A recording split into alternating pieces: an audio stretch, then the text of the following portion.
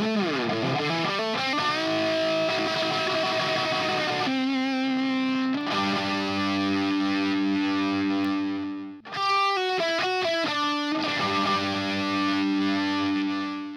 and welcome to Confused Reviews, where our cartoon drawing reviews movies, and since the season's almost wrapped up, I think it's time to unwind, relax, and just... Oh no. Haha, I'm back. Didn't you say that last season too? Yeah, but this time, I'm not playing around. Holy shit, you look really good actually. Yeah, this year I'm not forced to wear a fucking Adidas hoodie. Yeah, sorry about that, but what are you doing here? You see, I spent some time in hell researching my full power, and that reminds me.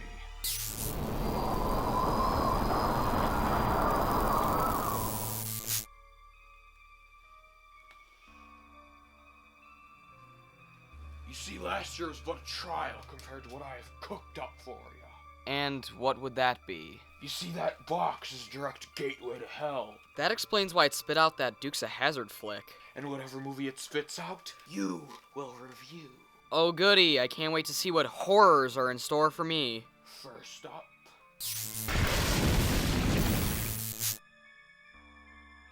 The Dream Master. Oh.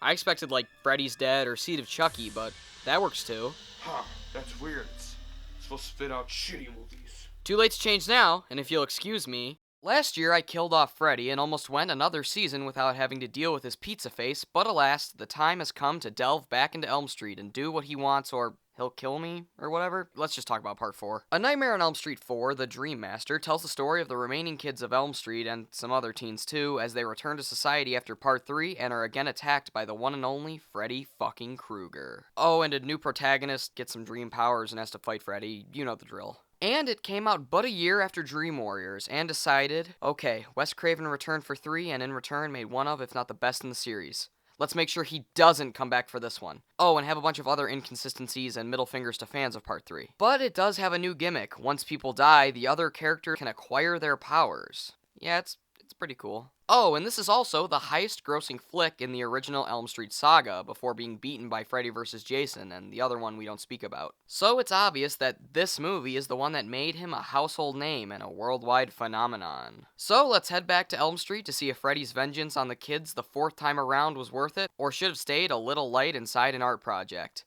This is A Nightmare on Elm Street 4, The Dream Master. So the film begins with an awesome song running from this nightmare performed by Tuesday Night.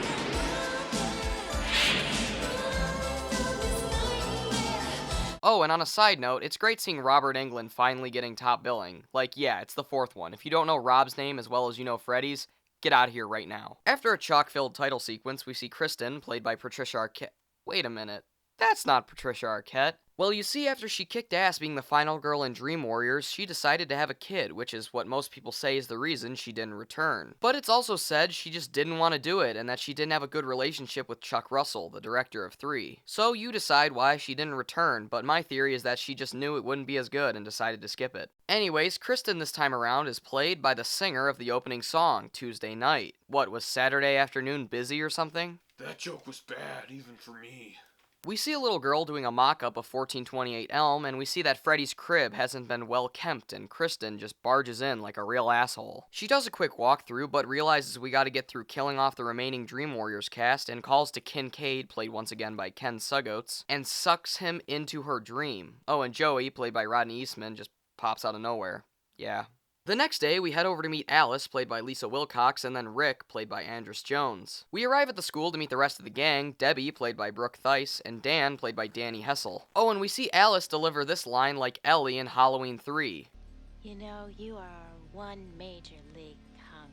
What happened? But before you go off saying she's as shitty of an actress as she was, turns out it was just a daydream. A concept never explored in an Elm Street flick, which is odd being that this is the 4th installment and the second kind of dreaming hasn't even been considered until now. And finally there's Sheila, played by Toy Newkirk, who I can only describe as the black version of Velma, is harassed by some jocks, Debbie defends her and kills a bug. And the movie's basically saying, don't forget she hates bugs. It'll be important later. In the halls, Kincaid and Joey talk to Kristen about last night. Notice how both of them do. Yeah, so I guess Joey can talk in the real world now, too. Was it ever explained how? No, but it wasn't the end of the last one, so fuck it. He can talk whenever now. Hey, Lighten up. No one died. Yet. Later that night, we bounce over to the Karate Kid 5 as Rick is showing off his one and only character trait, Ninja. Inside, their dad is being a complete douche over dinner. You call this vegetation a meal after a 10-hour workday? What the hell am I, a rabbit? Okay, Ron Swanson, settle down. Ron, would you like some salad? Since I am not a rabbit, no, I do not. Anyways, it's been 16 minutes, so someone's gotta die, but not before throwing a little slasher shade in there. Jason. Ah, I get it. Saying Jason's a bitch. I know it's a boy dog, it was just a joke. But yeah, Kincaid winds up in a nightmare, that being the junkyard where Freddy was buried last time around. His dog then pisses fire onto the ground cracks open, and Freddy's bones get reanimated. That might have been the greatest sentence I've ever said, but yeah, it's really unfortunate Kincaid's dog is the reason for Fred's return, being that he's one of my favorite characters, and now he's going to die first. He drops a car onto Freddy and celebrates a little prematurely.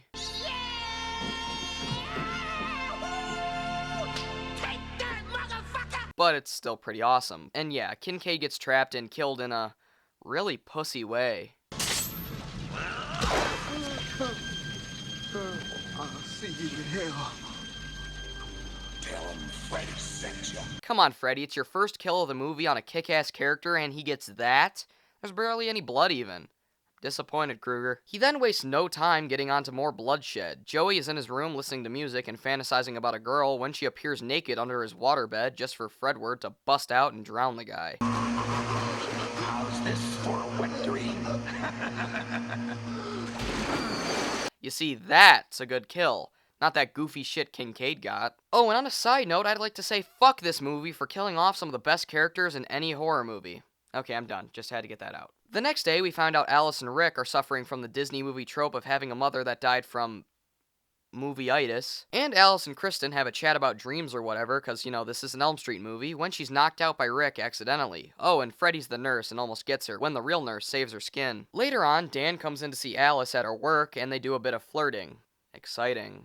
Not. Fun fact, Alice's workplace is called the Crave Inn, after the horror OG Wes Craven.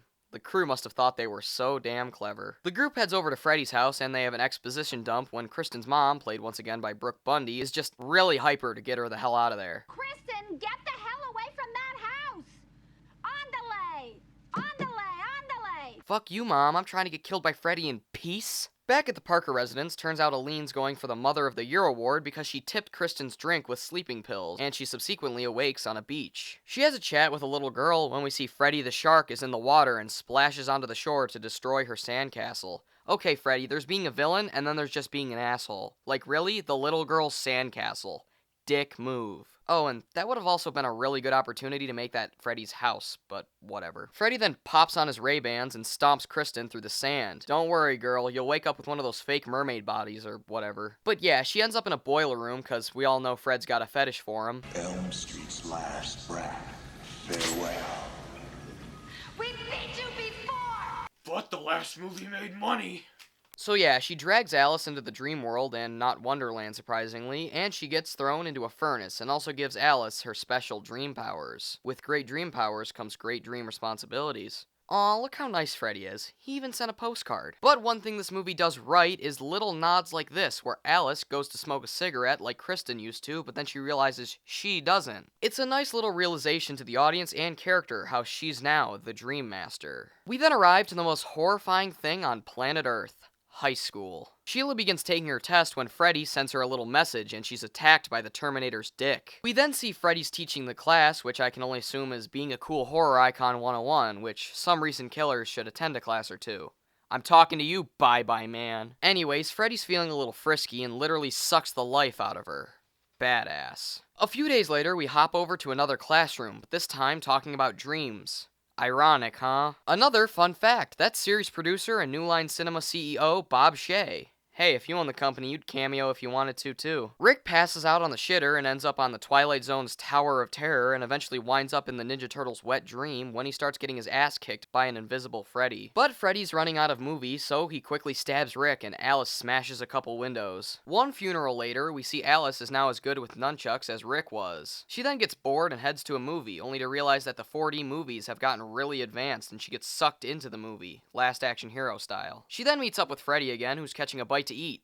People pizza, as I like to call it. She then meets up with Dan again to go save Debbie, who's just trying to get those gains. Freddy interrupts her sesh and proves to be the worst spotter of all time. I don't believe in you. I believe in you. Wait, isn't that what killed him in the original? I take back every bit of energy I gave you. No time to think about the continuity as he breaks her arms so insect arms can emerge from them. But while that's going on, the movie pulls a Doctor Strange as we find ourselves in a time loop with Dan and Alice. Cool. Debbie then finds herself stuck in marmalade and reveals her true form to be Jeff Goldblum from The Fly, and Freddy crushes her insect ass in a roach motel. And that's one of the series' best kills. Kick fucking ass. Extreme close up! Whoa!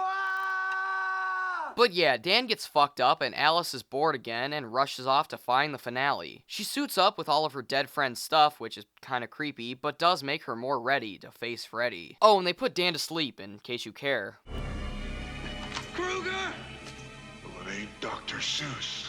That wasn't one of your better ones. Yeah, I know. Dr. Jekyll, maybe? Dr. Frankenstein? Hell, make it some stupid meta pun like Dr. R. England or some shit. Shut the fuck up! The two get stuck in that stupid ride every county fair has and end up in a church just for Dan to nope the fuck out of the dream. She gives Fred a thorough ass kicking, but it doesn't do much, so she decides to verse him in Mortal Kombat. Fight! And even that doesn't work, but one quick mirror flash later causes the souls Freddy's taken to revolt and rip him apart from the inside. It's a really cool Freddy death and even causes the souls to be set free. I wouldn't have minded if this was his final death. Too bad it isn't, and it's only downhill from here, but you can dream, can't you? Get it?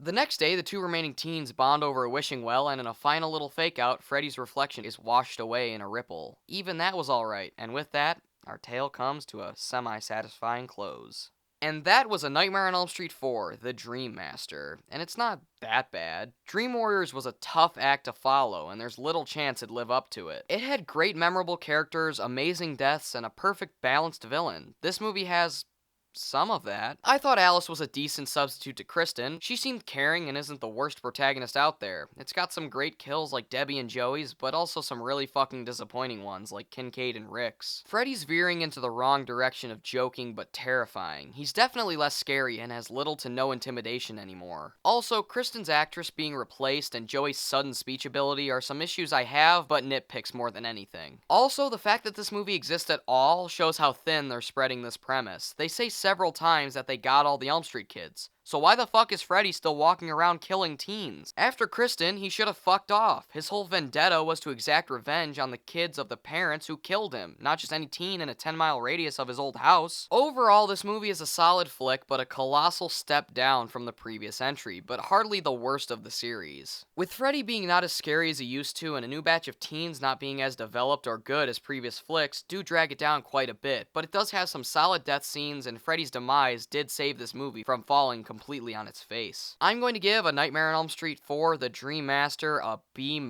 because like I said, it's good in some ways, but bad in a lot too.